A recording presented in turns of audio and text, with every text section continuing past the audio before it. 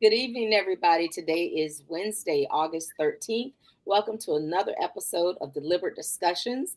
I am your co host, Vickey Horton, And I'm your co-host, Thadrick Parker.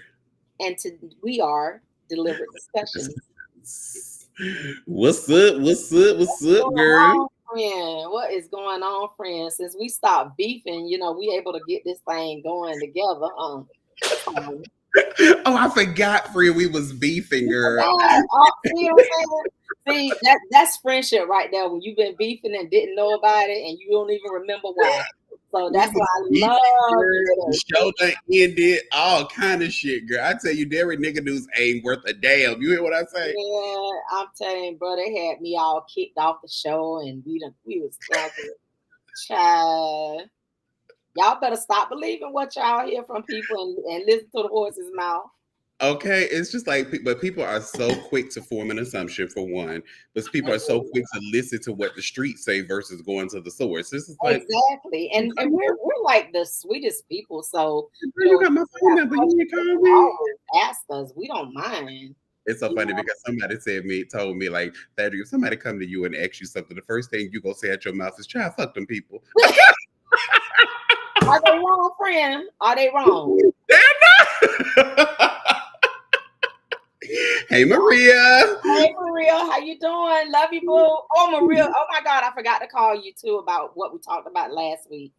Um, so before we get into anything, you want to do some advertising? You got any advertising you want to talk about, Landry? Of course, I would love to give a shout out to our favorites, Lamisha and Richard Hughes of Generational Wealth Builders South. When I tell you, I am so proud of them, Vicky, because they are doing amazing things for their business as well as the community. And they are traveling to different conferences. They're doing a lot to build their brand, and they are really saving souls and providing amazing service to the community. So if you're interested in life insurance, please reach out to Richard and Lamisha Hughes. Life insurance, immunities, 401k rollovers, IRAs, retirement plans, long-term care, final expenses, debt settlement. Generational Wealth Builder South is a one-stop shop, and they're there for you. So please reach out to them at area code 321-316-3932. Generational Wealth Builder South with Richard and Lamisha Hughes. Yeah, and that life insurance is very, very important.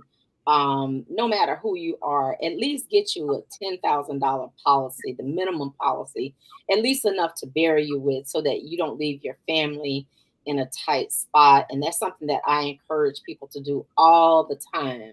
A $10,000 policy, and it's just a burial policy, just so that they don't have to do all these fish fries and selling shirts and selling dinners and things like that to raise money. But a $10,000 life insurance policy will go a long way, in the event of your demise. It'd be killing me when you see people out in the streets and people, especially people you know from the hood, where they got all this boom in their car, covered rims. You know, they sell drugs, all this here, and they just a showstopper. God forbid they get killed and try they ain't got no money to bury.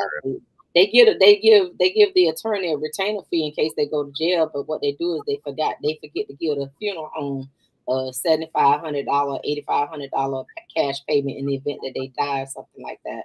But Yeah, life insurance is very, very important. We have to at least get a $10,000 policy. correct. Yep. So what's going on with you, friend? Hey, Pam, welcome. Hey Pam, how you doing? We got some Um, logged on, but they haven't said anything in the comments yet. What's going on with you? How's your week been so far? Oh my God, my week has been so busy. Of course, Friday night is Groove's Kitchen and Daiquiri in Delray. We went there. I'm celebrating every Friday just in case anybody wants to come by. Maria, you and Sean, y'all need to come by one Friday. I'll be there again this Friday. It's Leo season, Let and me I'm tell gonna you take it all the something. way Don't through. you be inviting my mamas out in the streets. They older women and they need to stay at the house. They stay in the damn Listen, tree. this The damn crowd tree is too the much. grown and sexy crowd. This is a nice place, and it's very nice. AK is the DJ there. It's a very nice place to socialize, mingle. There have been no incidences there whatsoever. The food is delicious. I mean, it is amazing. I had the catfish bites this past Friday. Okay. Oh God, they were so good. It was They were everything. so good. Yeah. So Anthony, he's doing his thing. He's working out some things. The service was a lot better this week. No problem with getting drinks. The drinks are amazing. Like, we had so much fun. Okay, Sean. Okay, now I want to see y'all there this Friday. I'm definitely there this Friday. Like I said, this is Leo season. I'm there each and every Friday night supporting DJ AK Spells. Y'all may know him, Alton King, Alton Spells, Big Wagon. Listen, if you've ever used Big Wagon Entertainment, please go to Google their name, Big Wagon Entertainment, and leave them a Google review. This is to each and everybody within the sound of my voice. If you've ever used DJ AK for any type of services, whether it's bounce houses for the children, tent and table chairs, whatever you did, if he DJ for you, please go on Google to Google his name, Big Wagon Entertainment, and please leave them a review of the services that you receive. We really want to get this young man. We really want to get this young man out there, and he's home team. So I support him to the fullest, and I wish him all the best. So hopefully we'll see you all at Grooves and Thadrick. I can't wait for you and Josh to come down so we can go and chill. Y'all be my special guests. I'll make sure I get us a table, and Okay. y'all got to try the food. I'm pretty sure you gonna get a burger wherever you go. But Josh can eat now. Me and Josh gonna have a lot of food, and bring your mama too, Josh, because I know she definitely will have a good time. Okay. All right, so Grooves each and every Friday night. Doors open at 5 p.m. There's no cover charge. This is Grooves Kitchen and Daiquiri. See y'all there. Ooh. So last week, friend, we had an amazing show. We went over an hour, but it was an amazing discussion on that show. We got so much feedback from that live show and so much crowd participation. I was very, very happy with that. Of course, there are some topics that's extremely uncomfortable for people, but I'm glad that everyone was engaged in that conversation. The big topic that we discussed was the Trump administration now putting a time limit on Section 8. And I know that you have an update concerning that topic from last week. Yeah. So last week, after the young lady that called in about her two daughters having children that are both autistic, I did do some research, and I made some phone calls to various counties of housing authority. And one of the counties that I called was Polk County. I know someone there who is a caseworker. And I called West Palm Beach Housing, and I also called Dayton Broward Housing, these caseworkers. And I just wanted to get a different input on what these ladies or gentlemen can do in the event that this 2-year time limit runs up. And the one thing that they all said that's common is that number one, you can always get yourself on the public housing list.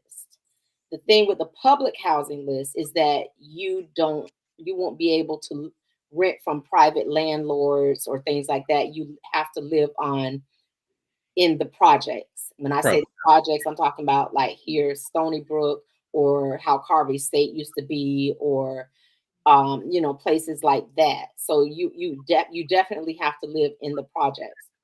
And I know that doesn't go over well with a lot of people because Section 8 gives you more freedom to find your own place.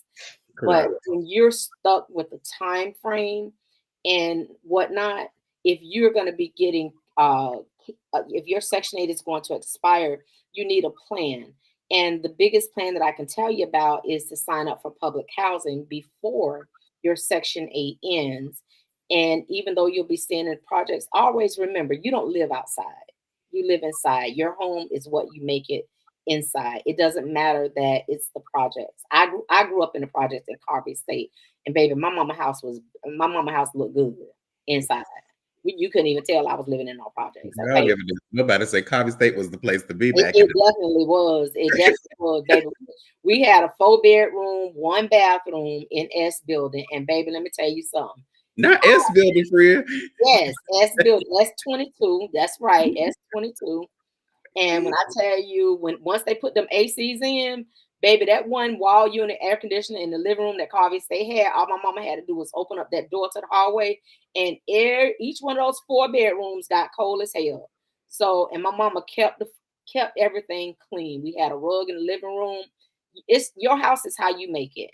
Okay, so that is the number one thing that people have to remember. Get on the public housing list. Hmm. Okay, if you feel that your Section 8 is in jeopardy of ending, go and put yourself on the public housing list, you and your kids. Um, Okay. and the other one that was suggested by one out of the two, and this is because Polk County has a lot of the best programs for, for young women and single mothers, single fathers, and families that don't meet the area median income. They suggested that you sign up for a program where you have to go. P27. Come on, Maria. P building. Now P building was the real clean building. That's where Okay. the bougie people lived at back there in P and Q, baby. Okay, so you had to have money to live back there in P and Q, baby. But Hmm. no, back to it though. But they did say that you can go into these programs where you have to stay on a site for like 6 months, and you have to be working. But what you do is after you've completed your 6 months, they actually find you an affordable place to live. Okay. So that's another program. So check with your caseworkers and find out. Deliberate discussions just didn't want to leave you guys hanging with our conversation from last week. We wanted to make sure that we did give you guys some sort of resources, and those are the only resources that I have right now. But I will continue to look into this further as things progress with the Section 8 termination guidelines. Cool. Thank you for the update, friend. You're welcome. So let's get into tonight's topics. Good I job. sent you I sent you a message and I was just like, friend, and as much as I hate talking about this, it's very necessary. And I thank God that we have a platform to be able to have these type of conversations. And the one message, as I thought about it, that I didn't want to put out, I didn't want to go into fear mongering. I didn't want to put fear in people's heart, like, oh my God, what is this war coming to? I just wanted people to be vigilant about what's going on in the current state of this country with this current administration. So we spoke about a few things, pulled up a few stories that's currently out right now with this current administration that we can get into. You ready? Get this thing rolling? Yeah, let's go. Right. So let's start with this. Let's start with this first one here, which I'm very troubled by myself. And this one is the The Smith. White House is conducting an extensive review of the Smithsonian museums to make sure they're in alignment with President Trump's views on history and culture, according to an administration official. That official also told me the review is aimed at making sure the museums reflect the quote, unity, progress, and enduring values that define the American story ahead of the nation's 250th anniversary next year. The review will also include looking into online content, artist grants, and museum exhibition planning and messaging. Now, this review goes hand in hand with an executive order that President Trump signed back in March. In that executive order, he said the Smithsonian needed to remove improper ideology and claimed it had come under, quote, the influence of divisive and race-centered ideology. And what exactly will come of this review is still unclear, but we've already seen changes at the museum since President Trump took office. Back in May, we reported that at least 32 artifacts that were once on display at the National Museum of African American History and Culture had been removed or rotated out. And the National Museum of American History removed references to President Trump's 2 impeachments from an exhibit focused on presidential impeachments, though they were later restored after public criticism. What you think about that, Frey?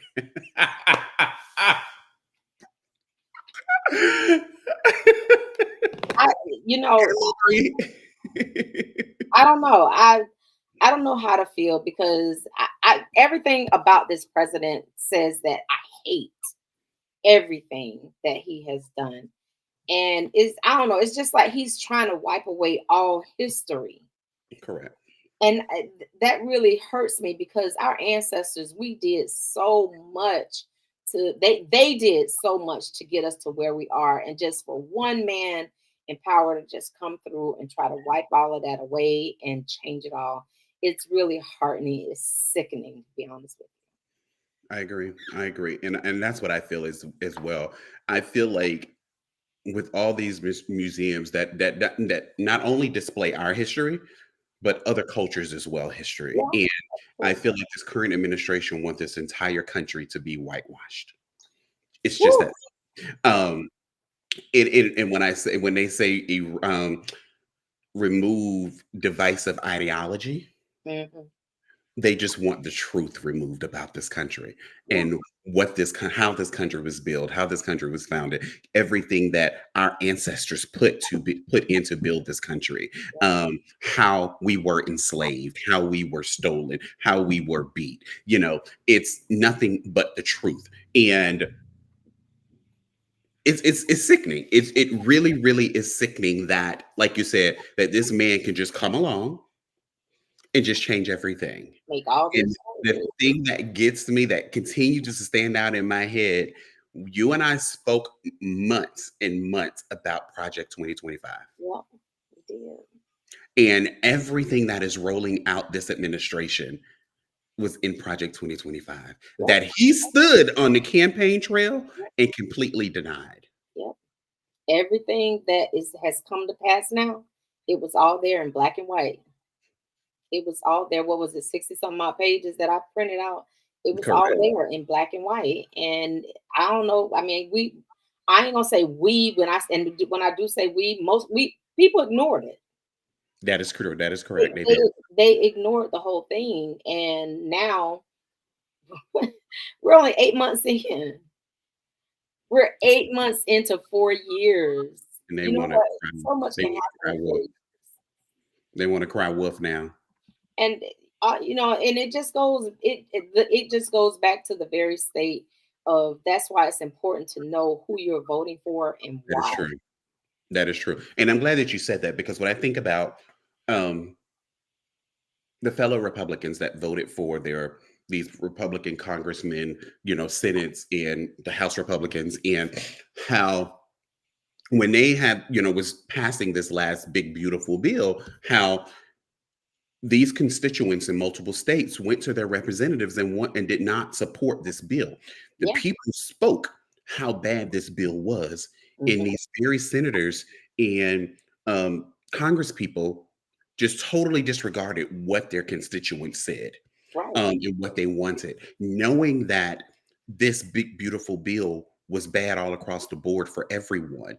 There's something in that bill that will affect all of us, you Yeah. know. Um, and the thing that I find so crazy about it is they went against what their constituents wanted, Mhm. voted for this bill, but Donald Trump can continue to go on and be president for another 3 years, 3.5 years. And in midterm elections, if these people are up for reelection, they can be voted out. Yeah. So, what about your livelihood? And that you can, it's almost like he's the king. It's like, oh, this is what the king wants, so I'm just going to turn a blind eye and I'm just going to do it, which is so unfortunate that these Republicans think this way. It's really, really sad. It's really, really, really sad. And that's just the start of it. That's just the start of Yeah. this conversation of tonight. Hmm. This here It's like recently, he's trying to make the country into a dictatorship, or point blank, period, the end. You hit the nail on the head. That's exactly what this man wants to be. yeah. This And man admires dictators like Vladimir Putin, like yeah. Hitler. And that's and the guy over in whatever China, where is it? South Korea. That's how he wants this country to run. He wants everyone to look up to him. Yeah. And I said this to you earlier in our conversation. Democracy, as we've known it, no longer exists in this country. Yeah, that's true. Um, He's and a it, tyrant, and the thing is, he wants to be the one to say, I did, I, wants everybody to look up to him and answer to him. But this country is way beyond that. But at this rate, 8 months in, and he's trying to take us back like that, because I see it every day, and it sickens me to go on open up social media and I see, a black man being harassed for trying to make a living, or, a black woman trying to, take her kids to the pool, and you got these white people attacking her and saying, "Oh, you can't do this, and what are you doing in this neighborhood?" And even the police officers, they're taking over, and it's like they're overturning everything that our previous presidents have and lawmakers have overturned over the years. And it's sad. It really is. And I will say, like, it's something that you just caught my attention. What you said, when people are walking down the street and they're being harassed and things like that, and like even where Josh and I live, we live in a predominantly white neighborhood, in an hour away from Chicago. We live in a majority red district county, which is heavy, heavy, heavy Trump supporters. And we walk our dog and things like that. And I've always had that in the back of my mind, us walking down the street, being black in this neighborhood, and will we be stopped and will we be harassed? I can guarantee you, if that ever was to happen, you would see my ass on the fucking news. I know I will, friend. I pray for you. I pray for Josh, but especially, honey, I pray for whoever tries to encounter y'all. Because, oh my God. Me, honestly, like I said, I'm so paranoid these days. It ain't no secret. I stay strapped. I keep my heater on me at all times. But when I pull up to certain gas stations and things like that, and I see these people brandishing, the Confederate flag, and like this, that's become a normal thing down here too. I don't know if you noticed that, but and I'm just like, damn, what if I pull up over here and these white folks try me or something like that? What I'm gonna do? So I gotta put my, I gotta wear my strap on me. You know what I'm saying? Correct. And I'm like, I keep one in the chamber. I have to, because that's just how afraid I am of someone approaching me and trying to discriminate against me or tell me that I'm somewhere that I don't belong. Because this is America, and I am an American. I belong everywhere that there is American soil. Correct. That is very true. And I don't want white people trying to tell me that I can't go to certain places and be afraid to go. I shouldn't have to be afraid to go anywhere. I shouldn't have to be afraid to walk in a bar that frequents a lot of white people. I should be able to walk in there and get me a drink. But the sad truth is, these days you really can't trust doing that without repercussions, or afraid, the thought of going missing or something like that. You know what I'm saying? Correct. It's just this country is in a state of turmoil right now, and I just 3 more years of this. I'm so afraid. I am really afraid of what might happen. And I will say it has started, but it's even getting worse. And we have 3.5 years to deal with this. And just here recently, over the last 2 days, Trump decided to take over Washington, D.C. Yes. Oh my God. Where he took over the police department, and I'll play a video and we'll come back. And the one thing about it in doing this, it's legal for him to do it, which is completely unfortunate. And hold on, I'm just looking for this douchebag.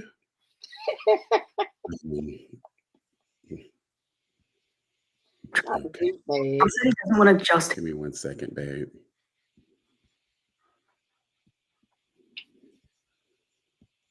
I mean, complete, just utterly disgusting.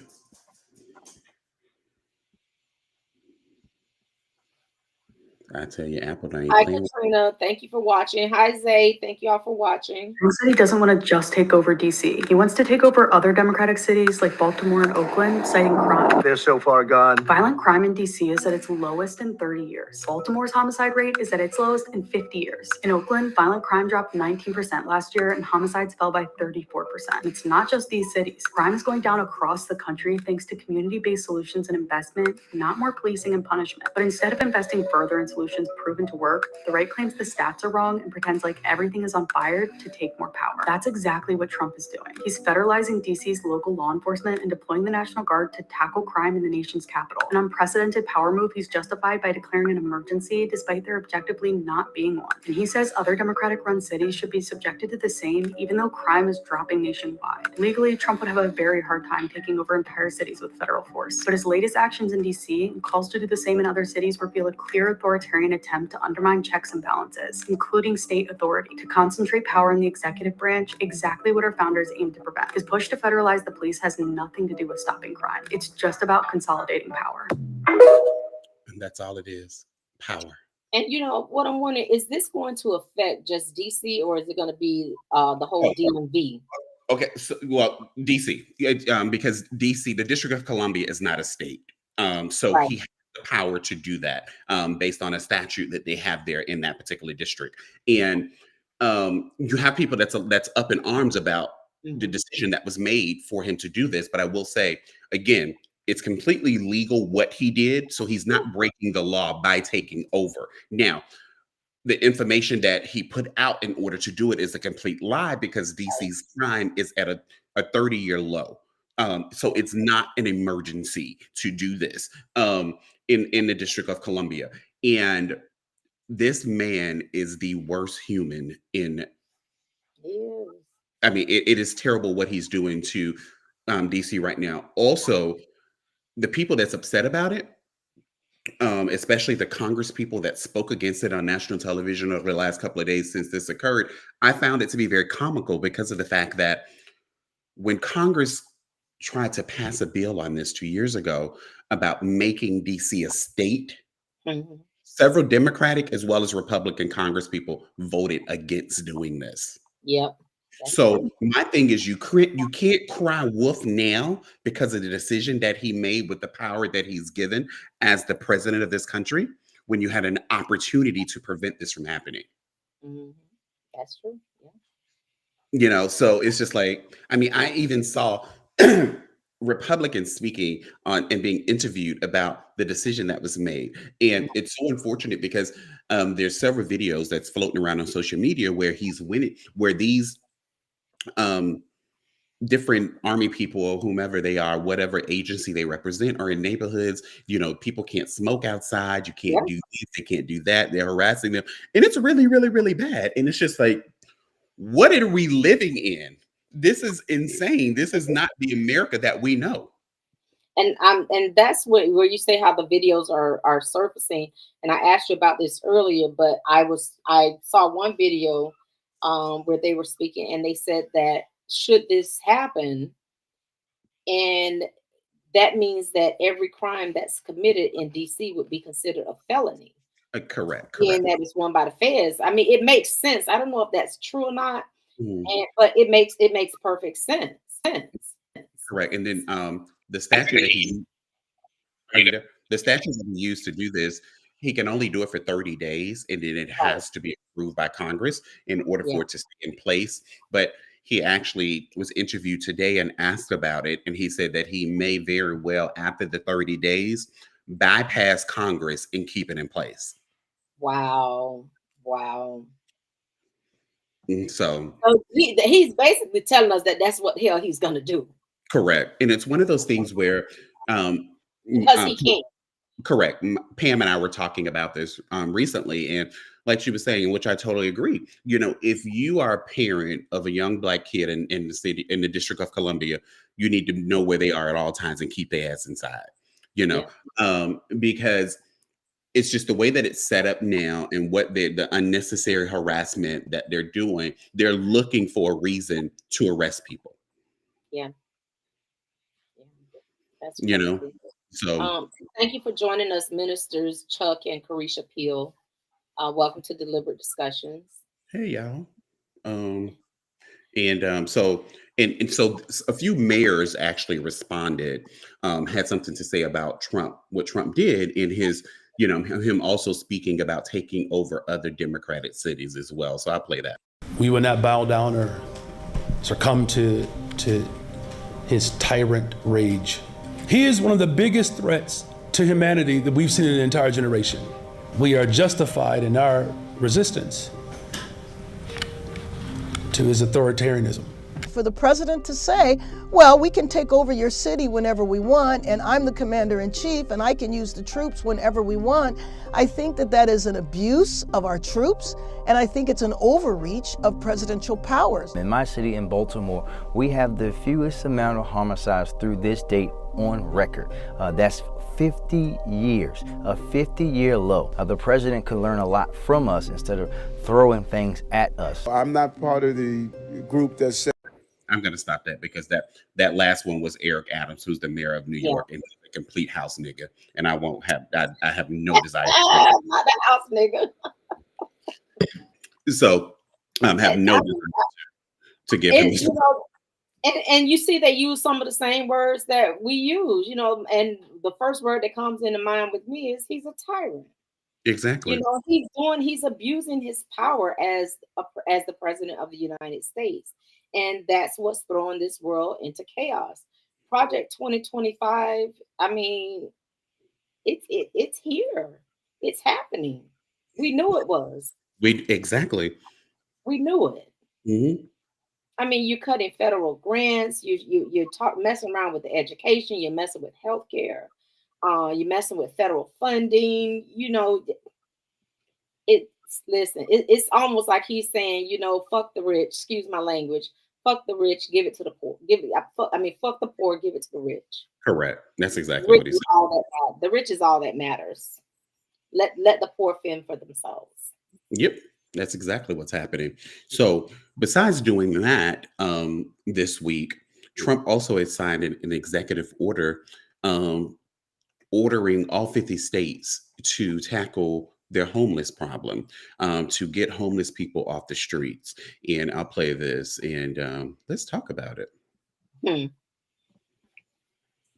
Trump's executive order promises to crack down on unsheltered homelessness by allowing cities and states to remove unhoused people from the streets and put them into treatment centers, a move largely seen as an expansion of a recent Supreme Court decision with some key differences, says political scientist Melissa Michelson. So the grants past Supreme Court decision said that you can clear encampments even if you have nowhere for folks to go. This is going a step further and saying you can put people into institutions against their will. The president's order has received both strong support and sharp criticism. Randy Shaw is the director of the Tenderloin Housing Clinic in San Francisco. He says many local jurisdictions don't have the resources to place every unhoused person into treatment centers. Shaw tells me the cutting of Medicaid services for an estimated millions of Americans as a part of Trump's Big Beautiful Bill makes that problem even worse. Where the federal government is completely ignoring its responsibilities and defunding the solutions we do have with this healthcare cuts. They're savage. Homelessness in the U.S. is at a record high, but Shaw doesn't believe a one-size-fits-all approach will actually work, as places like San Francisco have different issues than other cities around the country. In the South Bay, San Jose Mayor Matt Mahan said while he has issues with parts of Trump's order, he also thought it had some pragmatic elements. So we've got to get people off the streets faster. We should be careful, though, not to paint with too broad of a brushstroke. Michelson says she expects the new executive order to be challenged in court. But if it's allowed to stand, she believes local elected officials could use it as political cover to try and address community concerns over the homelessness crisis. If they want it, this gives them yet another tool to argue for getting folks off the streets, clearing encampments, putting folks into mental health treatment. In San Francisco, Tim Johns, ABC 7 News. Where's the funds coming from? That's the thing. That's what I want to know. Where are the funds coming from? But isn't that a violation of like all kind? You're violating a person's rights. You can't put a person. You can't institutionalize a homeless person. Every homeless person is not out there on drugs. Why are you sending them to a facility? For treatment. Treatment of what? Of homelessness? I'm glad that you said that. I'm so glad you made that comment. Hold on one moment. Give us a home. How about that? How about just Give me 1 second. I'm glad that you said that because I listening to a homeless person's story about this, I was really happy to hear this. Hold on 1 second. Hey, Annette Potts, how you doing? Thank you for joining give us. us a home? How about that? How about just giving people that need a home inside? Then we be inside. You just want to just throw us to the rats. I don't want to be homeless. I don't want to crowd anyone. I don't want to use anyone. I just want to be in a place to live. You never know why a person is homeless. I was homeless, rendered homeless for sure, because my house was caught on fire. Wow. See what I'm Everybody's saying? So everybody's it's like, I mean, what are you what are people to do? Okay, because you have the housing crisis and then you correct. have the homeless crisis. So, I mean, the plan is to take the homeless and throw them in an institution for what? Correct. And then if they disagree, if they don't go, they go to jail. And you know what? And here's the thing: the jails are overcrowded. So Exactly. where are you going to put all these people? But me, Thadrick, I honestly, you know me, how I see things from all different angles. And this thing with the homeless, I just fear and I pray to God that I'm wrong, that this does not go through. Because if they start picking up homeless people and putting them into treatment centers, they're never going to come back. They're going to use some excuse where the John Does or people that don't have any ID. I don't think these people will ever come home. I don't That's think they'll I, ever get I out. agree. I totally agree with that. Because it's like they're not going to be given an option. It's just like this is where you're going to stay. You have no option. And the fact that they said if these people decline to seek treatment or whatever to go, their other option is jail. So it's either do See, this or do that. you see what I'm saying? So, and that's what I'm so confused about, because our jails are overcrowded. Correct. And then You're getting you're getting rid of funding for housing and Section 8, and then correct. now you pick up the homeless and put them in an institution where we don't have health care. So make it make sense to me. Exactly. And it's just like how Who's going do to pay for the health care? yeah, and it's just like and you are cutting all of federal funding for everything to different states. Everything And made a minute, friend, God forbid if it's a Democratic blue state, you're most definitely not giving them any funding for anything. They at just got to all, figure it out. at all. So I And don't know. I gotta read. I still have Project 2025. I just gotta. I said, and I'm telling you, if y'all think I'm playing, I got it right here. This is still Project 2025 right here. I have it right here. I'm just gonna go. I'm gonna go through it and I'm gonna start reading up on it and seeing everything. I mean, I glanced through it, little by little, but all of this stuff is coming to pass, and it just I'm scared. I ain't gonna even lie. I'm scared. I'm literally scared of what this country is about to go through. Maria, great question. What exactly is the crime they use to send them to jail? They decline to seek treatment. And that's the thing. Like Vicky said, everybody that's on the streets is not on drugs. That's true. So what am I Like what seeking? treatment are they gonna get? Okay, the shelters are overcrowded. You don't want to give funds to these cities. You pick and choose who's going to receive the money if they support you, if they speak good about you. If it, God forbid, if it's a city like Chicago or New York and Ooh, everything, we think this man is the scum of the earth. We're not getting a dime. not at all. So then what is he going to In do? He's going to, California, yeah. And they, Most definitely They California. got Skid Row in California. Look at all the home. That's where the homeless people go. But all of those people are not on drugs.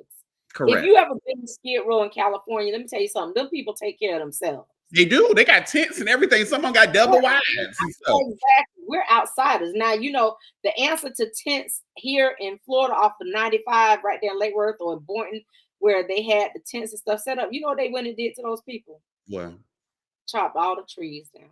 yep. So They now that no they are actually the authorities are now allowed with his executive order to go into these tents areas, tent cities, and everything, and tear everything down, dispose of it. That's crazy. When I pass by there, because I don't really get out, to go up and down 95 so often. But I'm like, wow, what happened to the tent city that was right there on 10th Avenue North and I-95? And I'm like, when my daughter told me that they hadn't came and cut all the trees down, I'm like, usually you could walk up in there and you could see those people in their tents living, cooking and stuff like that. And they went in there and cut all the trees down. Yeah, It's it's sad. And it's And so sad. Like, a lot of people used to live there. And I remember this one man, his wife and his 2 kids lived in that one little area, and I used to give him money to get them some food and stuff. And I know this man wasn't on drugs. Yeah, it's pretty sad. And now that this is happening, and Trump is well aware that their chances in the midterm elections right now don't look good. Just with everything that's being implemented, how it's affecting Republicans as well as Democrats, it's a huge problem. So what he wants to do now is cheat. And how do you cheat to pick up more seats? Is have the map redrawn. And that's exactly what he's requested in the state of Texas. So let's play this and come on back.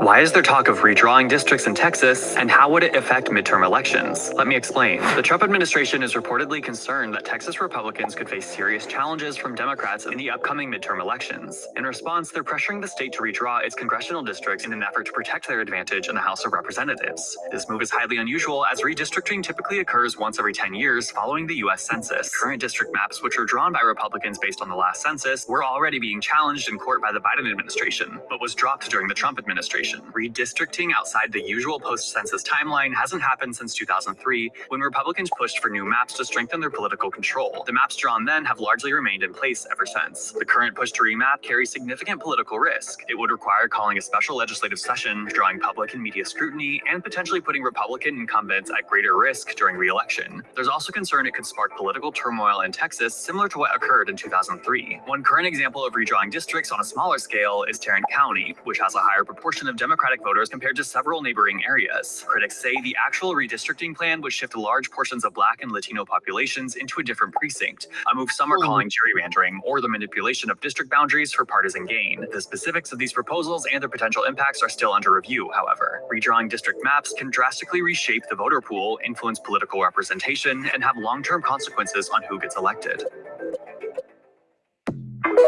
These people are stopping at nothing.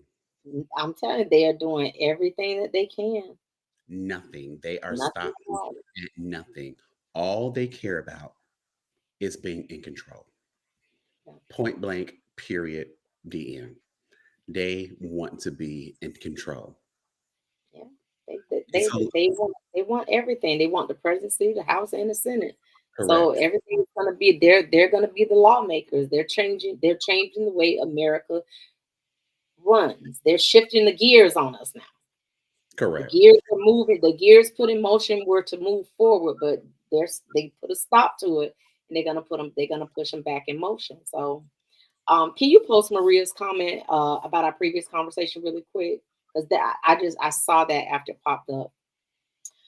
What about the families with kids? Make it make sense. So the kids going to jail too. They're not for the grace of God. Many of us are a paycheck away from being homeless. Maria, I totally agree with you. Absolutely. What's going to happen to the kids? That's right. So that's absolutely right. What's going to happen to the kids? What are they going to do? That's why I said, if this happens, those people are going to go into an institution and they will never come out. What is it called? Genocide? Yep. They're going to get rid of them. That's his way of getting rid. That's his way of combating the homelessness around the world. You get rid of the homeless. If you get rid of the homeless, you get rid of the housing issue. Okay, you get rid of the housing issue. You get rid of the healthcare issue. Homeless, housing, and healthcare. You kill 3 birds with just one stone. That's right. You are absolutely right, friend. That's absolutely crazy. That's crazy. Yeah, and so, based on redrawing the map to pick up more seats, pretty much cheating right in our face. And again, the thing is, it's they say it out loud. So let's hear it from the horse's mouth. Yeah. On Texas, how many more seats do you want the Republicans to draw? 5. And then what if California, New York, Illinois, and other blue states? Yeah, well, that's okay too, but 5. I think we get 5. And there could be some other states. We're going to get another 3 or 4 or 5 in addition. Texas would be the biggest one, and So that'll be 5. Are you calling in for a complete redrawing of the congressional map? No, just a very simple redrawing. We pick up 5 seats. But we have a couple of other states where we'll pick up seats also. These people don't give a damn. That man has no shame whatsoever. Like, he really just does not care.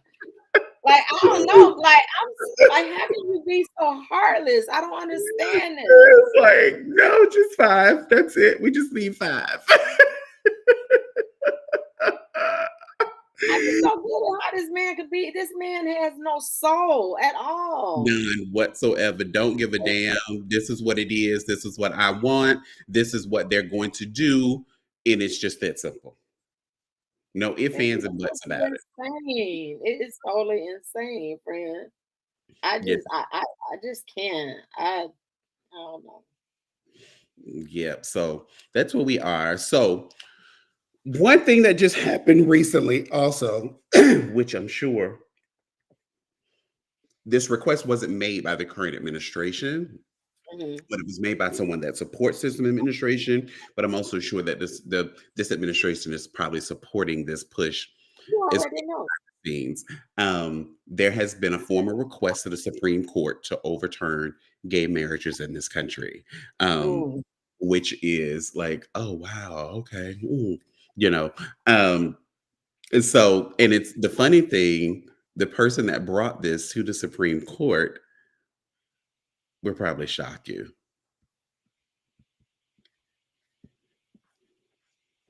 Same-sex marriage in the United States could become illegal once again. The Supreme Court will consider taking up a case that flat out demands the court overturn the historic 2015 Obergefell versus Hodges case, which guaranteed same-sex couples the constitutional right to marry. The latest case is being brought by Kim Davis. In 2015, she was jailed for 6 days after refusing to issue a marriage license to a gay couple because it violated her religious beliefs.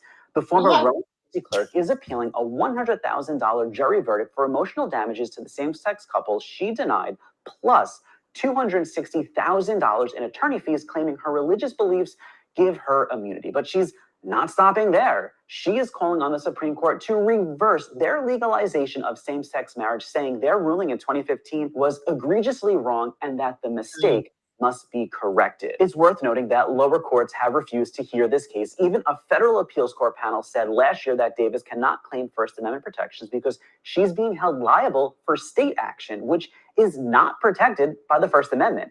But Davis has continued her appeals, leading us here. And it's the first time the Supreme Court has even considered hearing a case that could impact their previous ruling on same-sex marriage. So this could be a long shot. But it's no secret that the Supreme Court leans conservative and in recent years have made rulings that limited LGBTQ+ rights and elevated religious freedoms. So nothing is impossible.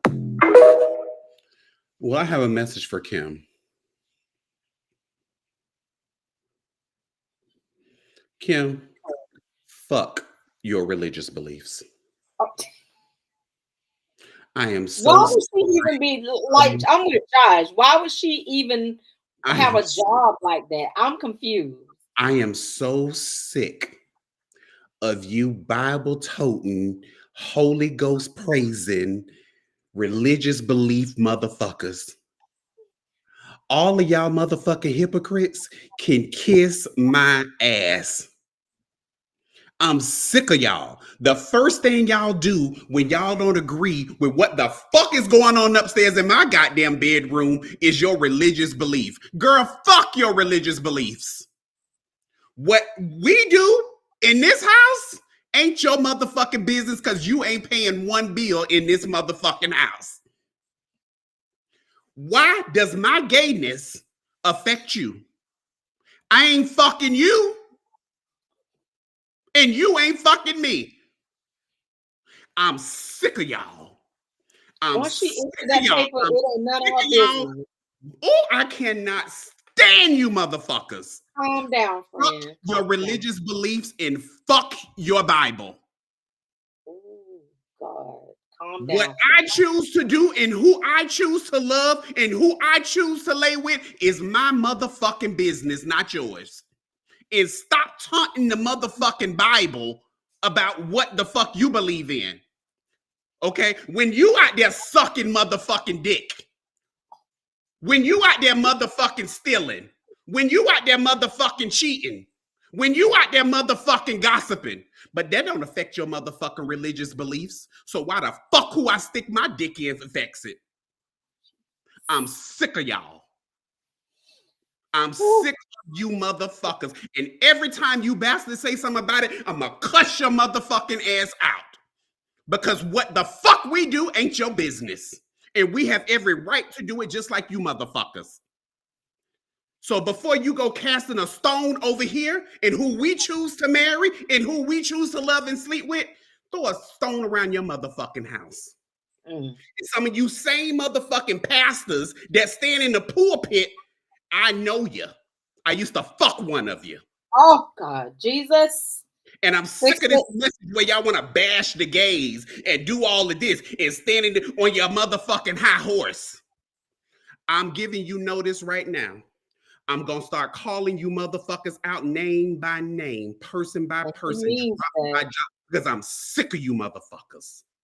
He does and mean that. Again, fuck your religious beliefs. Your religious beliefs ain't no more important than mine. But I just don't understand why go for a job like that. Though, if you got religious beliefs.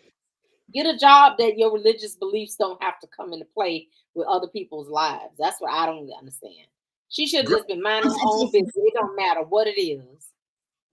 I'm so sick of them. Vickey, when I tell you I'm so sick of them, I'm so sick of them. I know you is. I know you are. You committing a sin. No, bitch, you committing a sin. But no, I know who you fucking. One sin is greater than the next. Exactly. That's the thing. So it's always you gay is a sin. Girl, you forgot about the other sins? You forgot that you got 3 different baby daddies? You forgot that you out here gossiping? You forgot that you out here doing everything up under the sun? And that same pastor that y'all running behind every goddamn Sunday and believing everything he's spewing from the goddamn pulpit is the same goddamn pastor when he get off of that pulpit got somebody dick in his mouth. Ooh, child. I'm sick of y'all. I swear to God, I'm sick of y'all. And I'm going to call you motherfuckers out every chance I get. So if you want me to keep my motherfucking mouth shut, you motherfuckers better keep y'all shut. And keep your motherfucking mouth off of my motherfucking marriage or anybody else's marriage. My sexuality and anybody else's sexuality. Because I'm going to call you motherfuckers out by name. And I don't give a fuck who drops. Who going to check me? We got a whole list of names. I'm sick of y'all motherfucking hypocrites. Oh, I'm sick of y'all so bad. And y'all better. Ooh. We got a whole list of names, don't we, friend? Whole list of names. I'm sick of y'all. I'm sick of you. Oh, I'm pretty sure somebody will probably report this video here, but y'all get the point. The people who are watching it, I done already screen recorded it, so I can go ahead and play it back. But, I just, like I said, I understand why get a job. You have certain religious beliefs. Why get a job that your religious beliefs would come into play? You know what I'm saying? It just makes no sense to me. Correct. And the thing, and it's not even for me, it even goes beyond the job. It even goes beyond her and what she's doing. Yeah. It's just that the way that they try to tear us down because of who we decide to love. Yeah. Girl, let me tell you something. Regardless of who the hell we love, we got the same goddamn bills come to our house just like you got yours. That's true. We got to pay the same goddamn taxes in this country. We don't get no goddamn free benefit because we same gender loving. Yeah. There's no motherfucking free benefits. All we get is motherfucking hate from y'all. That's it. That's all we get. I'm You sick know, of y'all. let me say this. I just married a couple about 3 months ago, same-sex couple, and she is a Catholic. Her husband, I say husband because it's anyway, they're same-sex couple. But anyway, her priest refused to marry them because they were same sex. Her husband is going through the transition for the surgery, and her priest refused to marry them because of that, his religious beliefs. So they came, I came recommended to them by someone, and she asked me if it was going to be a problem. I said no. I said I don't judge, and I don't judge, and that's what happens. A lot of same sex couples, they come to people like me, like I'm a notary, so it's vested in me to be able to marry people, and I see it all the time. And they ask me, do they have to go through counseling with me? I don't require people to go through counseling. I recommend they go through counseling, but me as a person, that's none of my business. Because obviously y'all done came this far. Y'all know what y'all doing, to do this. I would never turn a same-sex couple away if I know that if they tell me they love each other, they want to be married to each other, I'm gonna do it. I'm gonna do it. I just don't understand for the life of me, friend. Why? Because who we choose to love is a problem for you. I don't understand. I never understood that though. Why? I'm Why? living in your Why house. I ain't got to see you. You don't know me from a can of paint. Why is my relationship a problem for you? Why is it doesn't matter about anybody though. What you do and who you do it with, that's none of nobody's business. When you walk away from me, you out of sight, you out of mind. I don't know what the fuck y'all want to do. So that's what I said. I don't understand what is the big problem. It ain't like, y'all, you flying, you're in the middle of the street having sex or doing something, indecent or whatnot. That ain't none of nobody's business. It's And not. you know what? This is the thing that I don't understand. I'm gonna say this because this right here, a lot of people get this whole thing misconstrued about being gay, bisexual, LGBTQ plus, whatever you want to call it. But it's not always about sex. It's not. It's not always about sex. That's the thing. It's not always about sex. It's about companionship. We can't people that's so people ignorant. I'm gonna say this, and it's unfit, and it's probably be like, wow, but it's always y'all don't. We get the most hate from our own people. Yeah, that's true. You do. The most hate, and one thing about being gay, a black quote unquote heterosexual man that considers himself heterosexual, but on the down low, they hate rejection. Yeah. And one thing that every straight quote unquote straight man needs to realize that every gay man don't want you. But let them tell it. Oh yeah, I don't want to be left alone with him because I know he probably gonna try something. Don't nobody want you. I'm just like, and people just don't understand what we go through. You get what I'm saying? And it's just like it can constantly be a battle and everything. You have some people out here that literally commit suicide. Yeah. You get what I'm saying? Because of the harassment, because of the hate that they receive, because everybody's not as strong as me because I don't give a damn. I'm ready to go toe to toe with you and your mama. You get what I'm saying? But you have people out here that is like mentally affected by the hate that they receive and the judgment they receive from these crazy people. You know what the suicide rate is amongst down low men?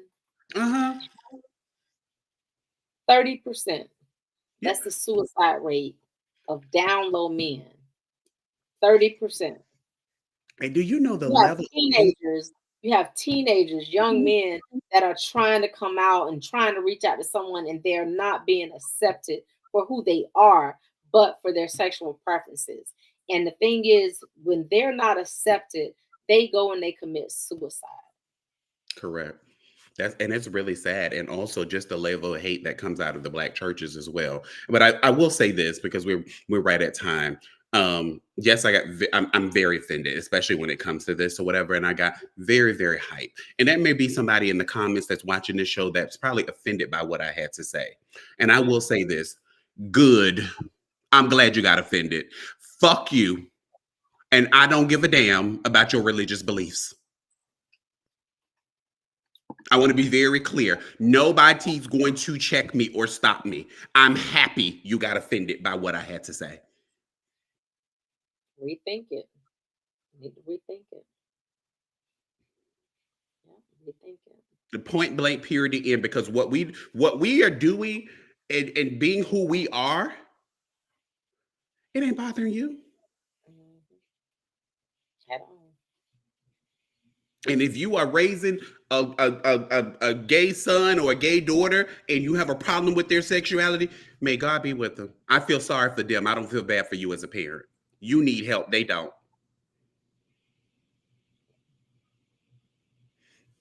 But at this time pissed me off beyond festivity. I don't even know how I did.